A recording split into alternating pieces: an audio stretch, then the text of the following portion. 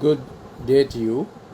A short update on COVID, and then we get on to the main topic of the day, which is your character traits and abilities that will empower in an age when globalism is running the world.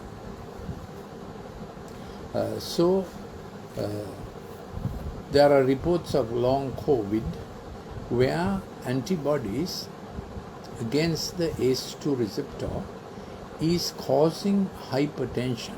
So if you are after COVID or your relative after COVID is finding that the blood pressure is going slightly high, for instance, ladies, it might have been just 100/70 it was. Now it is tending to be 110/80. You need to keep a check on the blood pressure, but it may not be normal. As I have discussed before, when there are antibodies formed against the ACE2 receptor, which is part of the COVID process, ACE2 receptor is involved in the control of the blood pressure, so people have reported blood pressure rising for the first time in their life. So that is to be a thing to be watched. Then I have also discussed before this that the COVID immune pathological process may continue, causing abnormalities of blood clotting. So I have put out a list of things you should do when you are recovering from COVID. And if you would send me a WhatsApp number to +9476 3134800, I can send you the list of things that you need to do when you are recovering from COVID. What else you should be watching. So today I am only highlighting the most important issues. So there may be clotting abnormalities that is coming up because of antibodies formed against certain clotting factors, and so taking green leaves in adequate quantities. Then check with your doctor to take vitamin K supplements. Those are important things. Then the best immune modulator. What happens is in the COVID immunogenesis process is the wrong immune processes that are triggered by the spike protein and other proteins begins to cause accentuated neutrophil reaction, too much TFN alpha, too much IF interferon gamma, and different reactions like that. So the best immune modulator is the one with you can treat COVID also, the early molecule. So that is an important thing. You have to check with your doctor to continue it. Then follow the doctor's advice, and I can send you my post-recovery COVID tips if you send me a WhatsApp to my WhatsApp number. As I mentioned, I am Dr. Lalith Mendis. My last substantive post was as head of Department of Pharmacology. That's why I speak a lot of pharmacology on these talks. Also, you can download my app, which is free of charge, no cost, Golden Nuggets. This is my 258th scientific talk, and Golden Nuggets will have all my scientific talks. So you can download and have a look at it. It's available on Google Store and on App Store, on Google and App Store. Golden Nuggets, Dr. Lalith Mendis. Then Western universities have done much research into some of the things we commonly use in Sri Lanka. So these are nutraceuticals. Garlic curry, mustard on your toast are some of the things that can set your immune processes right. Western medicines are not quite available for this kind of thing, other than that early molecule that I have been mentioning to you. So then dal protein sets your immune processes right. Similarly, Nigella sativum is our kaluduru, the black cumin seed, even suluru, cumin, and the usual rasam or the tambung hodda, all those things, the ginger, the pepper, all those have molecules that set our immune processes right. So they are valuable in this battle, because in 1970 Western medicine did not have a molecule that could thin the mucus in the bronchus after a bronchitis, for instance, without affecting the ciliary processes, the cilia. So all what Western medicine had, the usual antihistamines, when they try to thin the mucus, they also dumb down the cilia. That is the little things that fan the mucus up, and then you feel like coughing and you cough it out. But if the cilia are not working properly, the bad mucus goes down. So Western medicine did not have a molecule, pharmacological molecule, that could keep the ciliary action while getting the mucus come out. So Boehringer came to Sri Lanka, and they took our Ardha because they checked out from the local scene what works in our system, and the Ardha plant yielded the molecule called bromhexine. Now in this COVID battle also bromhexine is useful. Bromhexine thins down the mucus without affecting the ciliary muscle. So that was a good design of a good shepherd who had it there. So even for long immune recovery after COVID, some of this stuff we have traditionally used will be very useful. So today I want to get on to a topic about the times we are living in, the globalism. Globalism is the engineered process by which nations lose their sovereignty, nations lose their ability to govern themselves. So health laws are coming from a global center which is dictating to all nations what they should do. Next we want to watch and see what other laws will come into place from a global center, few global dinosaurs or Plutarchs who are driving the globalism trend where nations lose their sovereignty, nations lose their ability to govern themselves, so a nation's resources will begin to be plundered. So every nation will have a troublous time governing their economic resources. So for instance, why is the present president of US encouraging so much of migrants? Now the migrant phenomenon is an engineered phenomenon. Nations get into war situations and people are made to leave their country en bloc, and usually who leave the country en bloc are people with economic resources. This problem is now again happening. People with economic means in Sri Lanka are trying to get visas and go to other countries. Not only economic means, people with other skills, doctors, lawyers, whoever. Some countries have a completely open visa and policy, and right at this time when nations are injured and just trying to recover, the best in our nations are being plundered by other countries. So what is that? Is that just happenstance? Was that an engineered end of COVID? Now we know COVID virus was made in a laboratory, there's no doubt about that.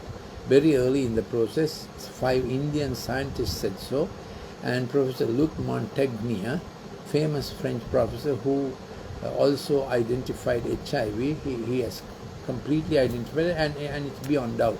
The American Senate is onto it, how people knew it is an engineered virus, and then they hid the fact that it is spreading from human to human.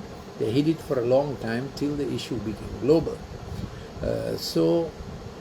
Therefore, this global drive is again on and violating the boundaries of nations. Traditionally it was through war, now it is through other subtle means. So when globalism happens, who benefits? When globalism happens, it's those who take the power into their hands who benefit. And there's a drive for socialism. It's a neoliberal drive. Now this is not the old school Marxism we have known, where they went for revolution and they said Dhanapati Bangabeva, down with the capitalists. You know, there was a revolutionary bloodletting capitalism, socialism. They know that. There is a ideological socialism where few people are playing God by taking the resources into their hand and encouraging a certain kind of redistribution of wealth where they get rich. Now, because of the pandemic, about 15 new billionaires have emerged in 1 year. And those who were famous billionaires, they have got fivefold richer. And some people's wealth has shot through the roof. 200 billion wealth amassing. Some people have gotten 200 billion wealth amassing. So even if they give 1 billion to the entire world population, 1 billion each, they are still okay. This is in US dollars, mind you. So you can see that the engineered COVID has worked well for some people. Now that's about the trend in globalism. Then the engineered socialism. Then of course we are wondering, when people's immunity is so compromised, what will they next succumb to? What will they next succumb to? You saw the battle in the UK when the Royal College of Pediatricians said children need not go through the the procedure, that only the sick children need to. Then the JCVI, the vaccine body scientists, also said the same thing. But Professor Chris Whitty, the government man, said no, everybody must go through, and science was set aside, and all the children in UK are mandated to get that. Thankfully, in our country, we have been more scientific, and our pediatricians have negotiated, and they have made it so that all children will not be, only the ones who are vulnerable.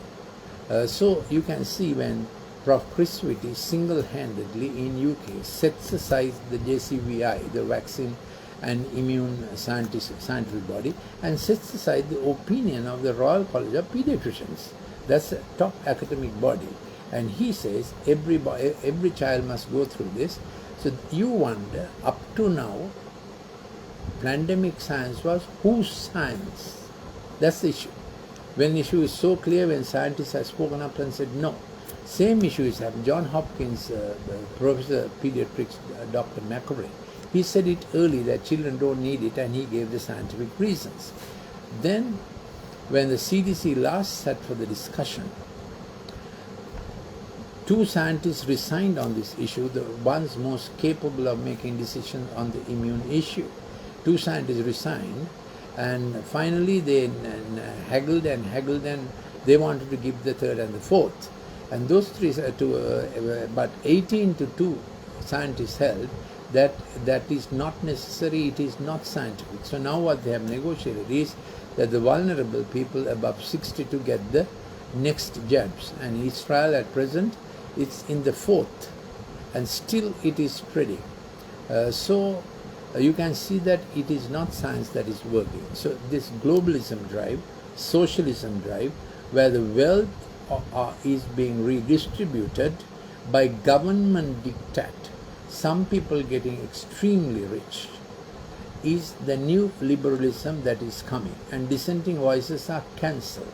Dissenting voices cannot have a say, and the cancel culture is a very young generation insisting on their philosophy, and there is an older generation, usually the 45-year-olds on BBC, Guardian, CNN, they get the cancel culture going. So the cancel culture is cancelling the safeguards societies had for pluralism, differing view, dissenting view. So who is engineering the cancel culture? We know Black Lives Matter, White Lives Matter, Yellow Lives Matter, Brown Lives Matter, all lives matter. But who is engineering the cancel culture? Thirdly, the culture with no morals. That is also a global trend that is forcefully engineered. So I have spoken about this. The picture has been taken from 4 horses. The white horse is, white is the color of peace, isn't it? White flag is truce. So the moment you see white, you think peace. But this white horse has a rider with a bow. When you see bow, you say war. But the bow does not have a visible arrow, but it is still conquering and going to conquer. So globalism is a white-looking phenomenon, but very aggressive, taking over freedom, liberties of individuals, of institutions, academic freedoms, and political freedoms gradually. Because when things are done gradually, we get acclimatized to, isn't it? Yeah, even if it's a bad smell, after a while you think, not so bad, not so bad. So that is what the white horse is doing. Imperceptibly, little by little, it is going to conquer and conquer. Then comes the more coerced process, forced process, is a red horse with a sword. Now, sword is not always war. Sword also is the diktat, the legislations you make. So sword is an old expression for governmental authority, as you know. In the Britain's flag, you have two lions with a sword. Our one also has. So sword is not just war, it's a sign of authority. So there'll be, the red horse signifies more coercive political authority that will come into place, limiting the freedoms of citizens. Now, the thing is, this will not be a national drive, this will be a supranational drive or a global drive. It will be a global body that will be deciding the national laws. So COVID health laws are just a little experiment to see how much will the world populace and nation leaders and nations intelligentsia, academics and decision makers agree to global diktat. So they'll push as far as possible. Then the second round, it will be either economic or political dictates that will come from a global body. They are already they are ready with it. So the third horse is a black horse with a pair of scales in its hands, and it will work to centralize wealth in the hands of a few. And there will be a kind of socialism enforced where a global body or globally powerful people decide how wealth should be distributed. Again, the talk is on about Bitcoin and about cashless society. It's coming up again.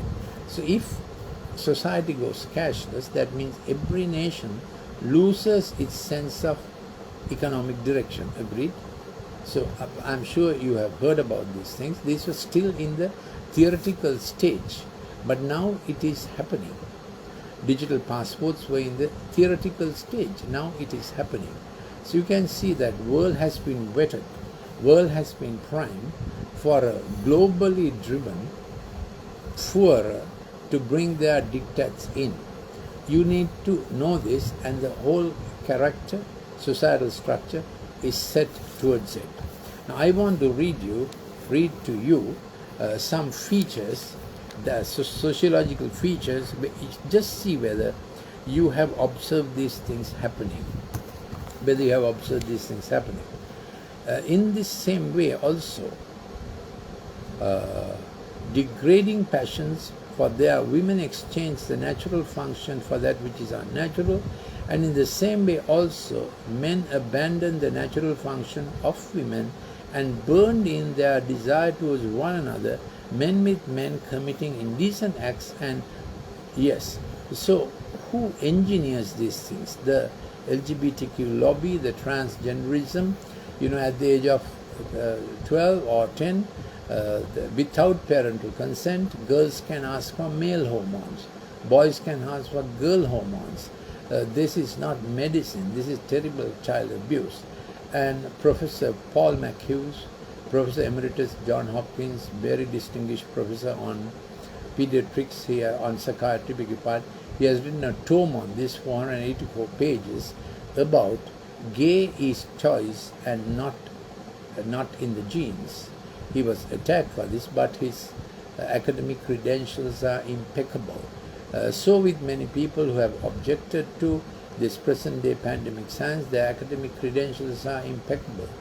Just yesterday, Professor Christian Perron of France, who was the head of the Immunology Institute, has written extensively about the present assumed science that passes off for science. So this is, you see, COVID is a disease has come on the public platform, not merely because it causes deaths, also because of the controversy that it is surrounded. When Professor Dr. proposed a very simple molecule that we have used extensively in our country and Europe has used it, it was objected to.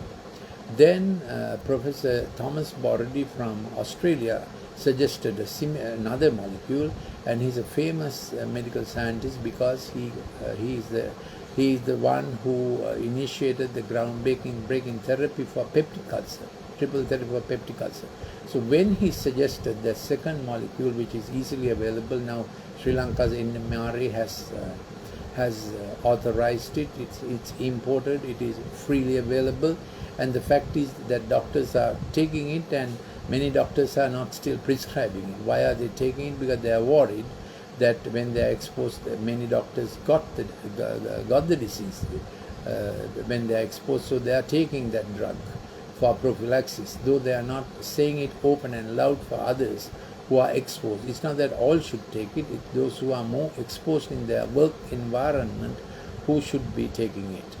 But it is available. So Sri Lanka has done much better than UK as far as the science part is concerned, mainly because few my age group professors have lobbied about it and got it somehow got going. So these trends are globalism, enforced socialism, pandemic, health loss. So we think what might be the next law that is coming that we will be subjected to.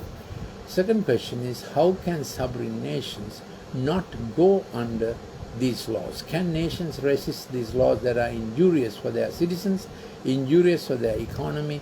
Can nations resist? Can local governments, local meaning can a nation's government, not fall into these traps? It's just like the debt trap.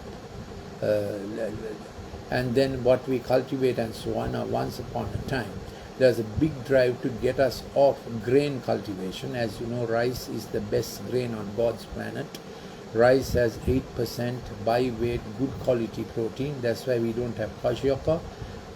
Rice is the best thing to eat. Now they have found the lysine amino acid in rice resists COVID virus. So you should be eating rice 3 times a day. That's by the way, which would be scientific. If I say you should be eating rice 3 times a day, it would be scientific.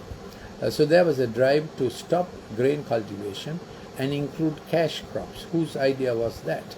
And there's now a global drive by Bill Gates to introduce genetically modified crops on the basis of more harvest, more agrochemicals. That means and then our natural seeds go extinct, and we have to buy these genetically modified seeds at a greater cost, greater price from foreign sources, and then we have to buy the fertilizer from foreign sources. So any change of all this will be terribly resisted. So governments need wisdom how to change, because there will be an international body and a group of local people who are funded by the international body. The issue of agrochemicals is just like the issue of pharmaceuticals. You have to only give doctors enough perks to prescribe a certain drug. And that happened. There was a certain NSAIDs, a painkiller, that was 27 rupees a tablet, whereas our good old aspirin was less than 1 rupee a tablet. So I wrote a medical article which is thankfully published in the PubMed. I'm published in the PubMed for my medical academic articles. I wrote an article saying how safe aspirin is. Now you'll get shocked, isn't it? Most of you think aspirin is poison. It is not so. The other thing was poison. So people who prescribed that drug, that's piroxicam was the drug, were furious that I had published that article saying aspirin is the safest, cheapest, most effective rational prescribing. So this is for the pharmaceutical industry. They have to only get at the doctors. Similarly, for the agrochemical industries, they only have to get at the agricultural instructors. So this is the battle that is on. This is not a local battle. You need to understand. Globalism has its fingers in everything. But where do we go from here? What do we do? Here is my take on this. You are already endowed by the Good Shepherd with these 7 character attributes, I like to call them faculties. Here I read them. See what is your strength. There are 7. All of us have the 7 to some extent. But what field you will choose and in what capacity you will function best depends on your mix of gifts. So here I go. Since we have gifts differing according to the grace given to us, each of us is to exercise them accordingly, according to the proportion. So we have gift, we have grace, I like to draw a triangle, and we have the proportion. What does it mean? Proportion means your gift and the grace, the facility, the operational ability has a measure. It may only suffice to look after your own family, and that's fine. But another may have a gift and a grace, and his measure may be to administrative head of a province of a nation, or maybe to be a chairman of a company that provides livelihoods for 10,000. Two are different. You as dad look after your own family, maybe 4 family members, and your income level, your managerial level, so your entrepreneurial level, managerial level, and the skill level. So that's another triangle. Entrepreneur, manager, technical skill. Other one was gift, grace, measure. So your entrepreneur level, manager level, technical level may be just enough for your family, that's fine. Or else your entrepreneur level, manager level, and technical ability can make you become chairman of a company that has 10,000 offers. In time it grows, 10,000 livelihoods. So you understood the 2 triangles, okay? Entrepreneur, manager, technical. Other one, gift, grace, measure. So we have to be at peace with the measure we are given. So in it, will you say the Good Shepherd has given some a greater measure and others a lesser measure? Or is it that it's what you work up to? The truth may be between. So let's let that be, but let's look at the 7 character abilities or the facilities. It involves your character. That's why I call it character abilities. And it involves your abilities and character. And then of course how you set your life up. I like to call it fatherhood abilities because it has come from God our Father, 1 thing. 2, you are to be a father model in your field with which you can feed, nourish, coach another generation. So fatherhood is the model with which we work. The model that opposes is the Pharaoh, make brick without straw and make monuments for my glory. Your hammer yanawa mage nama yanawa, so that's the competing model that is quite successfully performing, enslaving people and paying the minimum for the maximum profit that is obtained. So the world globalism is driving the world to the Pharaoh model, and Pharaoh pays taskmasters reasonably handsomely to get the work extracted out of the skill, technical, entrepreneurial ability of others extracted for minimum pay. So Pharaoh has to work with those who play ball with them. They are called taskmasters. Now those who know the narrative, you know that I am speaking from the Exodus narrative, when a chap called Moses went and told the Pharaoh of that time, what did he say? Let my people go free. And we are coming to a time like that, when pharaohs are ruling the world through globally driven strategic concepts, and of course global dictates that will increasingly affect the national scenario. We are in that time when men were free and men are no more free. You have to face up to this. Think through. If you, yes, I told you at the beginning, if you need any more of my clips, please you can send me a WhatsApp number 0763134800. Please don't phone me, send a message, or please download my app golden nuggets, Dr. Lalith Mendis, it is free of charge. So we are at the turning point of men were once free. Now pharaohs are really pitching in, kicking in, and now we are made to know we are not really free. Others will decide for us, and depending on our entrepreneur, skill, technical ability, we will get a little santosham, whatever. That's it. So here are the 7 things. First one is called imagination, speculation, prophecy. That is entrepreneurial ability, predicting ability, foreseeing ability, which is a very important ability. But so it is used in art, music. Art comes. You see the art form. Music comes. I'm using the word comes. Then how much to invest, where to invest, it comes. It's an intuitive sense, I might call it, speculative sense, the imaginative sense. The temporal lobe works with it, but that's not enough, but there it is. Then researchers like me have the same thing. We see in a certain area what is known and what is not known. So when I began to research the field of NSAIDs, NSAIDs is aspirin-like drugs, I said this is known, what's happening here?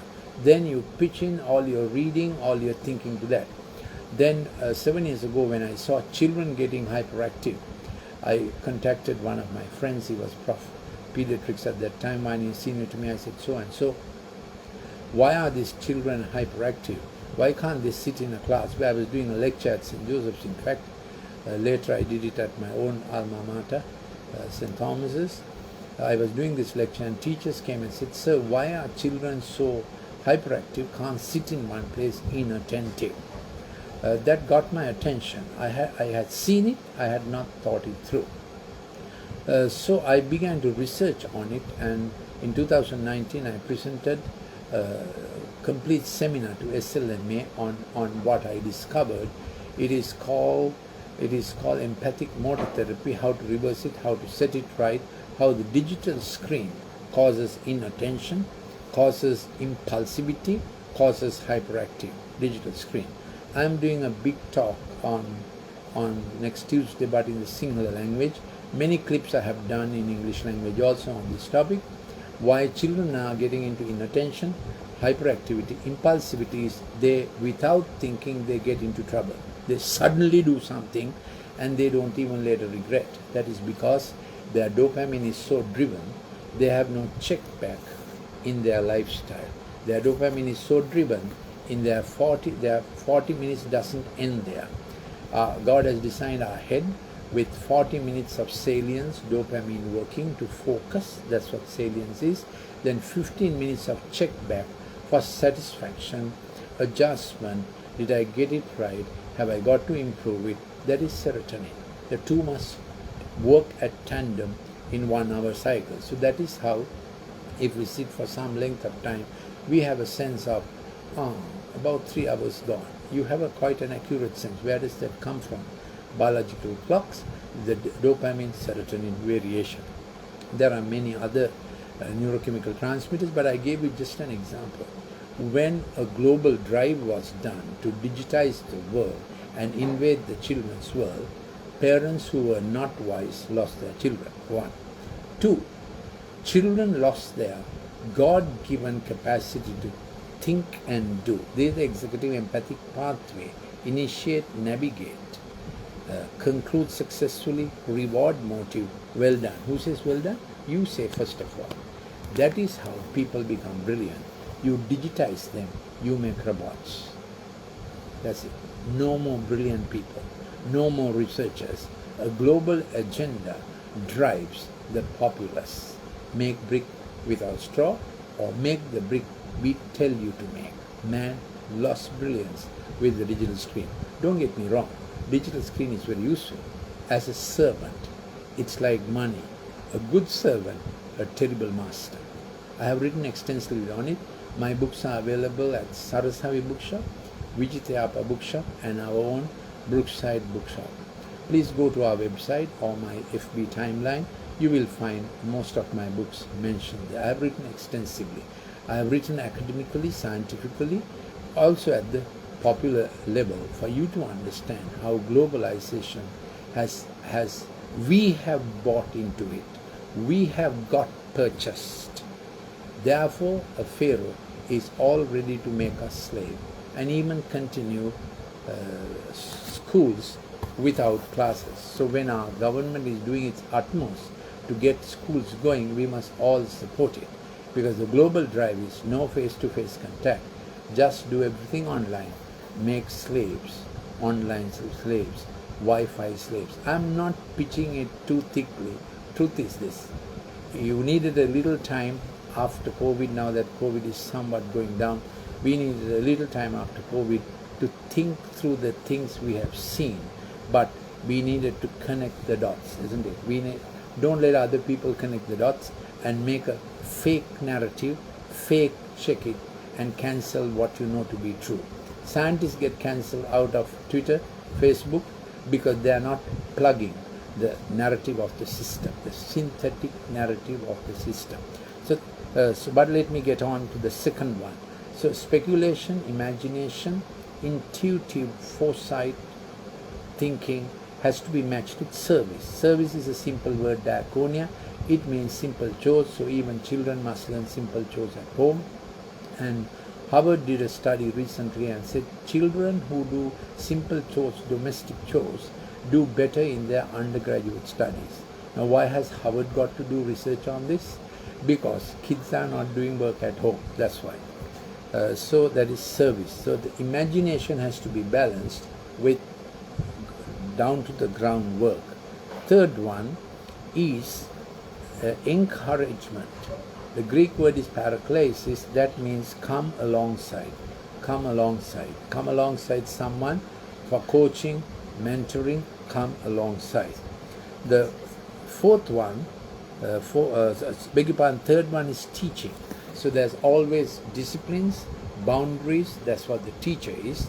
Fourth one is encouragement. That's what the coach is. So just check out what are your strengths. Are you a coach onto encouragement, or are you a teacher to put down the boundaries? Both are needed. Both are needed. Only thing, if you are a teacher like me, 9 times 9 is always 81. We need to get a little bit of coaching, encouragement, empathy into our system. Fifth one, liberality. Liberality, that is how you invest the money you have. So liberality is this: if you are born rich or earn rich, you keep 50% for yourself for whatever investment, but the other 50% you invest to produce livelihoods. That is generosity, liberality. That you're rich and you have 50% to do whatever you want for investments, but 50% you take a risk and invest in a work field to create livelihood for others. Did you understand God's idea of liberality? So to do all this, we need to know a good shepherd. Otherwise, the few global plutarchs will get super rich and create slaves. Good shepherd said, I give everyone a level playing field called the pasture. I provide water holes enough for all, and the next step and the next expansion. I also give them place of restoration to get it right when things go wrong. And he also said, I give paths of righteousness so you honor the boundary of the other. So if we know the Good Shepherd, we will live like that. If we don't know the Good Shepherd, you need to consider what COVID has done is that COVIDization of the world. Anyhow, somehow, my end. So this is the sixth one, lead with diligence. So you may be just dad at home leading your family of 4, or else you may be chairman of a company of 10,000. The leader is about space and opportunity. Write it down. Leader is one who recognizes space and makes opportunity. That's the basic quality of leadership. I'll be soon done. So we lead with diligence. A leader is a benefactor who considers the next generation. So we are living in a world leaders are difficult to find because people are only considering their generation and what others have may profit you. A leader is one who says what others have must profit them. That's the leader. He provides space and opportunity. So you will understand we need a good shepherd in our life who will put our insides right. Otherwise, we will go to crooked places, we will go to rough places, we will go to deep places, or else we will exalt ourselves like the mountain of pride. Finally, world needs mercy. The seventh quality is mercy. Mercy is you just write it off, write the debt off. Mercy is you don't consider the other's qualification. You consider God was merciful to you. That's mercy. You understand mercy? Nothing to do with the other. It has everything to do with you being a larger saint. That is mercy. So there are professions that should major in mercy. Nursing, doctors, they are mercy professions really. Yes. So these are the 7 character attributes. Just see where you are placed. You can score and see how are you placed, where you need to improve yourself. Thank you for listening. I took longer than I thought. We'll meet again next Saturday about the same time, and the vernacular of this will be tomorrow about the same time. Thank you.